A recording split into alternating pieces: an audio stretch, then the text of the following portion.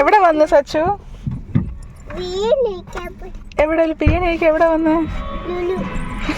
ലുലുവിലാ?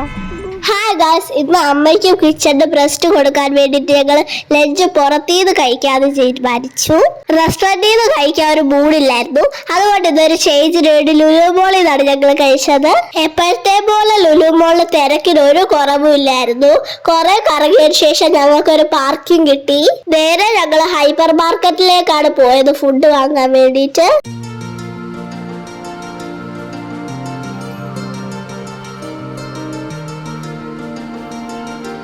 ഞങ്ങൾ എപ്പോ ലുലുവിൽ വന്നാലും കുബൂസ് വാങ്ങാറുണ്ട്.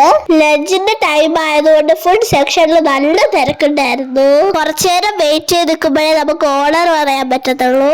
മെയിൻ ഐറ്റംസ് എല്ലാം വാങ്ങി കഴിഞ്ഞപ്പോ അമ്മയ്ക്ക് പാവ്ഭാജി കഴിക്കണം എന്നും പറഞ്ഞ് ഞങ്ങളുടെ ചാട്ട് സെക്ഷനിൽ വന്നേക്കുകയാണ്. എന്തെങ്കിലും ഒരു സ്വീറ്റും കൂടെ വാങ്ങാന്ന് കരുതി കുനാഫ വാങ്ങിച്ചു.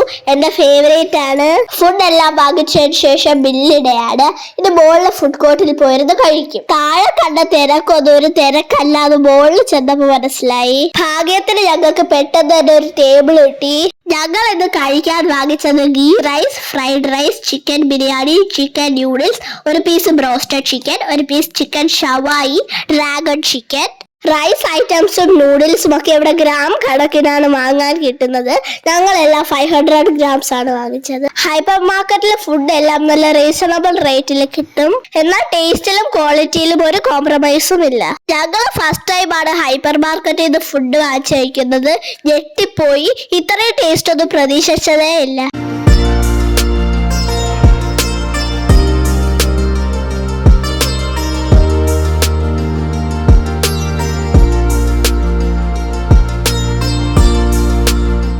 വാങ്ങിച്ച ഫുഡ് കംപ്ലീറ്റ്ലി ഞങ്ങൾക്ക് അവിടെ ഇരുന്ന് കഴിക്കാൻ പറ്റിയില്ല.